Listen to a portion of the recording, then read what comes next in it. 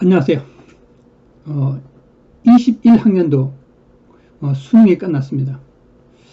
어, 수능 중에서 국어 영역에 한정해서 이제 이야기를 해보도록 하겠습니다. 먼저 예상 등급 컷이 문제죠. 예. 근데 이제 보면은 전반적으로 이제 문제는 쉬웠어요. 문제는 쉬웠는데 또 변수가 있습니다. 어떤 변수냐? 올해 지원자 수가 49만 명이 넘었어요. 49만 992명이에요. 정확하게 말하면.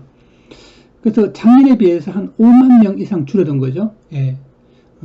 20학년도에는 54만 5,966명이었는데 올해가 49만 992명이니까 꽤 많이 줄었죠. 자, 이제 문제는 결시자 수예요. 결시자 수가 꽤 많았습니다. 64,648명이에요. 그러니까 작년에 비해서도 결시자 수가 증가했습니다. 그래서 실제로 응시자 수는 42만 6,344명이에요. 제가 말씀드리는 것은 응시자 수가 좀 더 줄었어요. 그러면 이제 무슨 문제가 발생하느냐 하면은 등급 컷이 올라갑니다. 일반적으로. 여기서 결시자가 많이 증가했다는 것은 이제 포기자가 많았다는 것은 일반적으로 시험에 자신이 없거나 그런 친구들이 이제 결시를 하는데 문제가 굉장히 평이했어요. 지문도 별로 어렵지 않고 굉장히 평이했습니다.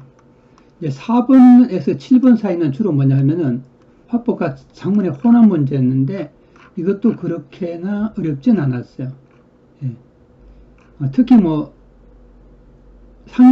상위권 친구들한테는 결코 어렵지 않았습니다. 이것도 뭐냐면은 그렇게 어렵진 않은데 물론 이제 중위권이나 이런 친구들한테는 이 문법이라는 것은 그렇게 쉽지 않습니다. 이것은 이제 박제가나 북화파에 대한 그 지문이 나오긴 했지만 이건 이제 직접 연계라고 간접 연계라고도 보기도 어렵습니다. 크게 연계되지 않은 지문이에요. 근데 문제는 뭐냐면 평범합니다. 문제는. 그래서 별로 어렵지는 않았습니다. 자, 요거는 이제 EBS 책에서 나온 지문이죠. 그래서 서영을의 3월 건너는 법은 EBS 나온 작품이고 그렇게 어려운 건 아닙니다. 자, 그 다음에 이제 채권입니다. 채권에 관련해서는 학생들이 꽤 많은 지식을 갖고 있습니다. EBS 책에도 채권과 관련된 지문이 제 기억엔 2개로 나와 있습니다. 그래서 이것은 이 내용과 일치하는 건 아니지만 채권에 대한 개념만 알면은 훨씬 더 문제를 풀기 쉬워서 어렵지 않고 과거에도 채권과 관련된 문제는 몇 번 나온 적이 있습니다. 그 다음에 이제 최고원전인데 요거는 EBS 연계가 됐어요. 그리고 여러분 지금 요번에 소설은 2개 다 EBS에 연계가 됐어요. 현대소설, 고전소설 모두 연계가 됐습니다. 그래서 그렇게 어렵지는 않습니다. 문제도 보면은 3문제 나왔는데 서술창의 특징, 내용 이해 해서 별로 그렇게 어렵지는 않습니다. 3D 애니메이션 요거는 EBS에서 나오지 않습니다. 모델링 관련도 안 나오고 유사한 것도 별로 안 나왔어요. 3D에 대한 이야기는 3D 프린트에 대한 이야기는 나왔지만은 이런 식의 그 내용은 나오지 않았습니다. 물론 이제 요게 굳이 따지면 이 글이 약간 더 어렵게 느낄 수가 있어요. 학생들은. 왜냐하면 약간 낯설 수 있어요. 특히 이제 과학에 관심 없거나 하는 문과 학생들은 약간 어려울 수 있는 것이죠. 자, 그 다음에 3인국 EBS 연계입니다. 그래서 또 이 3인국은 학교에서도 거의 배우죠. 기본적으로 배웁니다. 그래서 별로 중상위권 애들은 별로 어렵지 않고 아주 하위권이나 중위권 중에서도 이렇게 점수가 낮은 친구들, 내신 같은 거 열심히 하지 않는 친구들은 조금 어려울 수가 있습니다. 그래서 이것만 고가 나오고 그 다음에 이제 신흥에 이제 이게 이제 시조죠. 이거는 내용이 그렇게 어렵지 않습니다. 그래서 별로 어렵지 않을 거고 그 다음에 이제 3인공만 EBS 교과서, EBS에서 나오고, 나와 다 지문인, 이 유본학의 그런 EBS 책에 나오지 않습니다. 그래서 얘는 반 정도 연계됐다 이렇게 볼 수 있습니다. 근데 이제 이 지문이, 이 글이 상당히 이제 어렵다는 평가를 받고 있습니다. 특히 뭐냐면 40번은 특히 이런 지문들이 어렵죠. 왜냐하면 학생들 입장에서는 지문도 이해를 해야 되고 보기도 이해해야 되고 그것과 상관성을 연결시켜서 또 문제를 풀어야 하기 때문에 이런 것을 어려워합니다.